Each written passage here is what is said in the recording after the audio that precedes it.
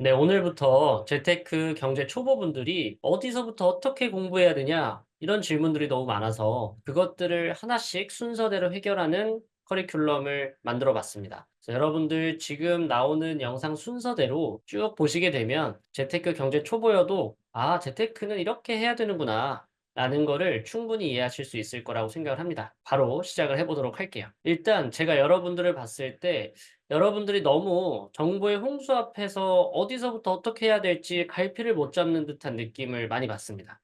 그래서 여러분들한테 예시를 하나만 들어보도록 할게요. 여러분들이 헬스장을 갔을 때 그 운동기구 2, 30개를 다 섭렵해야만 운동을 잘하는 걸까요? 당연히 아닐 겁니다. 자, 그러면 헬스장에 갔는데 내가 지금 어디서부터 어떻게 할지 몰라요. 그럼 뭐부터 하면 될까요? 일단 러닝머신이라도 뛰는 게 아무것도 안 하는 것보다는 월등히 낫겠죠. 그리고 오래오래 하다 보니까 턱걸이도 괜히 한 번쯤 해보게 되고 벤치프레스도 해보게 되고 스쿼트도 해보게 되고 이러면서 이제 다른 운동기구들을 차츰차츰 좀 늘려나가는 거라고 생각을 하거든요. 무슨 말이냐면 헬스 초보나 재테크 경제 초보가 처음에 뭐부터 해야 될지 제가 설명을 하나씩 들어보도록 할게요. 일단 여러분들 헬스장에 가서 운동을 하기 전에 제일 중요한 건 뭐냐면 어떤 목적으로 운동을 하기 위해 헬스장에 왔느냐입니다. 이거를 빼놓고 얘기할 수가 없습니다. 왜 그러냐면 내가 다이어트 목적이면 사실 달리기만 해도 돼요. 근데 다이어트 목적이 아니라 근성장 목적이면 근성장 웨이트 기구를 쓸 수밖에 없죠. 내가 등을 하기 위해선 턱걸이를 쓰고 가슴을 키우기 위해서 벤치프레스를 쓰고 이런 이제 근성장의 목적에 따라서 해야 되는 게 완전히 달라집니다. 재테크도 똑같아요. 여러분들은 재테크와 경제를 지식적으로 이렇게 공부하면 되겠지라고 생각하시겠지만 그건 불가능합니다. 그건 마치 여러분들이 20-30개 운동기구를 다 섭렵하다 보면 잘하게 되겠지라고 생각하는 것과 똑같아요.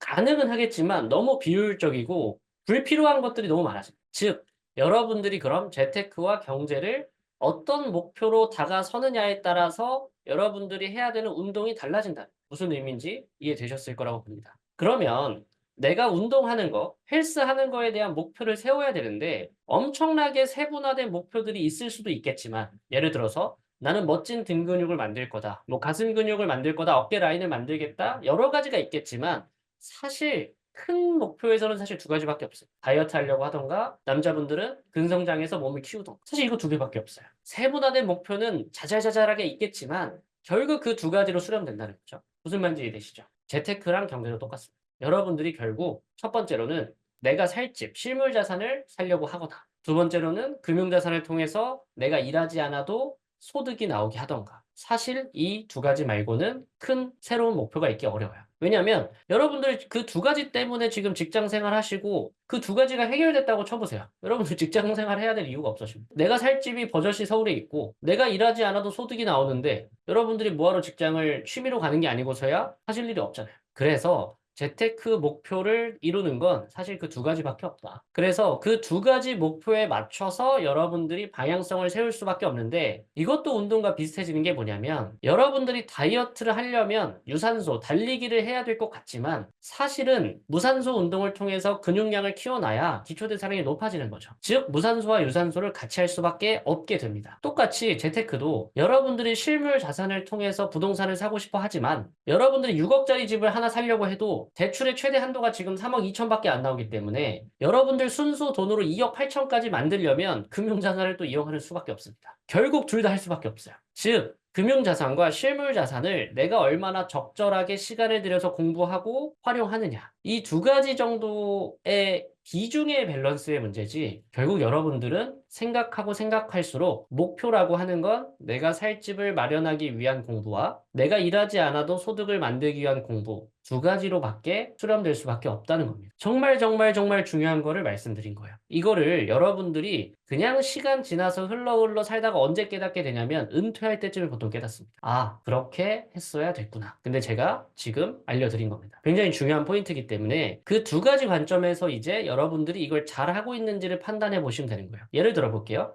자, 적금만 하고 있습니다. 2억 8천을 모으기 위해서 가고 있나요? 느릴 수 있습니다. 굉장히. 1년에 2천만 원씩만 모은다 해도 여러분들 14년을 모으셔야 돼요. 한 푼도 안 썼다는 전제하에. 이 방향성이 맞다고 생각하실 수도 있는데 저는 틀렸다고 생각을 합니다. 너무 오랜 시간이 걸리기 때문에. 그러면 적금 예금할 돈으로 뭘 해야 됩니까? 금융자산을 통해서 여러분들이 2억 8천에 다가가는 속도가 최대한 빠르게 만들 수밖에 없겠죠. 그리고 그 2억 8천을 만들어가는 과정에서 뭐 한 1억 5천이 넘어갔다. 그러면 이제 부동산 공부를 병행하시면 되겠죠. 그런 수순들이 이제 자연스럽게 나온다는 거죠. 자, 그러면 첫 번째로 목표를 잡으라고 제가 말씀을 드렸고, 사실상 두 가지 목표밖에 안 나오는 것도 말씀을 드렸습니다. 그럼 두 번째로 이제 뭘 해야 되냐면 여러분들의 예산안을 정리해 보셔야 돼요. 예를 들어서 제가 저번 주에 30대 초반이신데 20억이 넘는 자산을 가지신 분을 만났어요. 그래서 제가 그분을 만나서 사업에 혹시 성공하셨냐? 이렇게 여쭤보니까 아버지한테 받았대요. 그러면 이분은 지금 예산안이 다르기 때문에 완전히 새로운 목표를 다시 세울 수도 있는 거죠. 무슨 말씀인지 이해되실 거라고 봅니다. 근데 만약에 내가 20억이 아니라 2억이 없고 2천만 원밖에 없다. 그러면 또 그거에 맞는 목표를 계속 수정해 나가야 된다는 거죠. 제가 최근에도 매월 500만 원씩 일하지 않아도 연금을 받고 싶다라고 하는 분을 만났는데 그 말의 뜻은 월 500, 즉 1년에 6천만 원씩 내가 일하지 않아도 나오게 하고 싶다는 뜻이고 그거를 1년에 임대 수익률 한 5%씩 가정한다 쳐도 12억짜리 오피스텔이 있어야 5%씩 떨어져야 6천만 원씩 나옵니다. 근데 사실 12억이 넘어가면 임대 수익률이 한 3%밖에 안 나와요. 임대 수익률 3%를 역산하면 어떻게 됩니까? 여러분들이 약 20억의 오피스텔을 갖고 있어야 6천만 원씩 나온다는 거예요. 하고 싶은 말은 여러분들이 예산안에 따라서 세워야 될 목표가 자연스럽게 달라진다는 거예요. 즉, 여러분들의 결국 월급, 지금 월급에서 소비와 저축 비중이 최소 5대 5는 되는지, 그 저축 5가 총 얼마이며 어떻게 분산돼서 투입되고 있는지, 그리고 여러분들이 가지고 있는 지금 시드머니들이 또 어떻게 활용하고 있는지에 따라서 여러분들이 아까 말한 목표가 뭐였죠? 내가 살 실물 자산과 일하지 않아도 만들어질 소득의 정도를 정할 수 있습니다. 정도를. 내가 지금 12억짜리 집을 살고 싶어도 실제로는 4억짜리 집 들어가는 것도 어려울 수 있단 말이에요. 그게 현실이에요, 여러분들. 내가 은퇴하고 월에 300씩은 떨어지게 하고 싶어도 월 150도 힘들 수 있단 말이에요. 그거 어떡합니까? 내가 오히려 망상을 하는 것보단 현실적으로 지금 목표를 세우고 조금씩 개선하다 보면 여러분들의 임금의 상황도 더 나아지실 수 있고 혹은 내가 부족한 거를 깨달으면서 여러분들이 더 발전할 수 있는 방향으로 자연스럽게 흘러가게 된다는 거죠. 여러분들 그렇잖아요. 술, 담배 같은 거 지금 당장은 아무렇지 않기 때문에 계속 하게 되지만 술, 담배 때문에 한번 크게 아프면 이제 진짜 끊어야겠다라는 생각을 하게 되잖아요. 그게 현실적으로 내가 다가왔을 때 내 행동이 변하잖아요. 여러분들도 지금 재테크를 지금은 현실적으로 생각을 해주셔야 됩니다. 뒤에서 말씀드리겠지만 앞으로의 5년을 놓치시면 여러분들이 굉장히 큰 손해를 볼 확률이 높아요. 그래서 두 번째로 예산안을 정리해서 내 목표의 정도를 정확하게 가늠하는 연습을 하셔야 된다.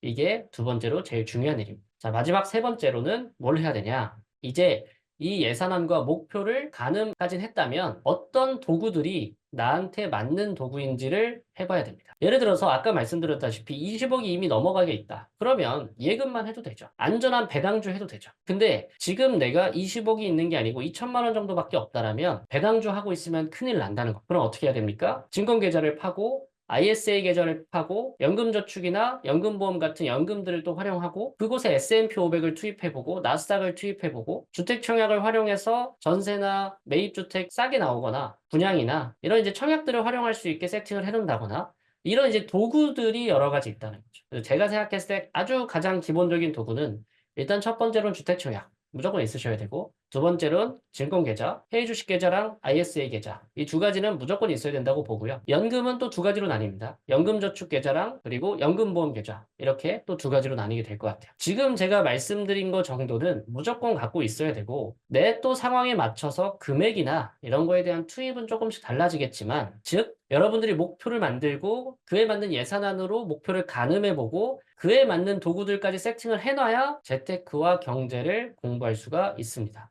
네, 정리해 보겠습니다. 첫 번째로는 여러분들 목표를 만드셔야 됩니다. 목표는 두 가지로 나뉜다고 계속해서 말씀을 드렸고요. 그 목표의 정도가 사람마다 다를 수밖에 없기 때문에 두 번째로 여러분들이 가진 예산안을 정리하셔야 됩니다. 특히 부모님 자산이나 내 급여가 올라갈 수도 있고 이직할 수도 있기 때문에 예산안을 조금 더 정밀하게 세밀하게 정리하는 게 여러분들 인생 플랜을 짤 때 훨씬 더 도움이 많이 되겠죠. 그 가늠까지 나왔으면 이제 그 가늠할 수 있는 그 목표에 맞는 도구들을 활용하셔야 됩니다. 아까 말씀드린 절세 계좌들, 투자 계좌들, 주택 청약 이런 계좌들 정도는 기본적으로 세팅하실 수 있어야 된다라는 게 제 생각입니다. 제가 이 기초 세팅을 강조하는 이유는 대부분의 분들이 운동을 하러 갔을 때 막연한 목표, 다이어트 해야지. 근데 예산안을 정리하지 않습니다. 여러분들의 시간, 여러분들의 플랜, 여러분들의 현재 기초 체력, 이런 것들을 가늠하지 않고 그냥 밖에 있는 하천 걸으면 되겠지. 밖에 있는 하천 뛰면 되겠지. 이 정도. 그러면 도구도 활용하지 않는 거죠. 그럼 여러분들 결론적으로 내가 다이어트 하는 데 있어서 굉장히 비효율적인 방향으로 가고 있을 수 있다는 거예요. 헬스장은 끊을 때 돈이라도 들어요. 근데 지금 우리가 말하는 재테크는 돈이 드는 게 없습니다. 여러분들이 무료로 헬스장을 이용할 수도 있고요. 무료로 필라테스를 이용할 수도 있는 거예요. 근데 여러분들이 계속 맨 땅에 헤딩한다고 하면 저는 그걸 말릴 수밖에 없습니다. 그래서 경제와 재테크를 공부하기 위해서는 좀 정확한 목표와 예산안과 도구가 사실상 필요하다는 겁니다. 그런데 여러분들 도구가 어떤 도구 있는지 헷갈리실 수 있을 것 같아요. 제가 아래다가 어떤 도구들을 활용해야 되는지는 링크를 걸어둘 거고요. 이제 이 기초 세팅이 끝나면 어떻게 여러분들이 공부를 해야 되는지에 대해서 제가 말씀을 드리도록 하겠습니다. 오늘 도움이 되셨다면 좋아요와 구독 부탁드리도록 하겠습니다. 감사합니다.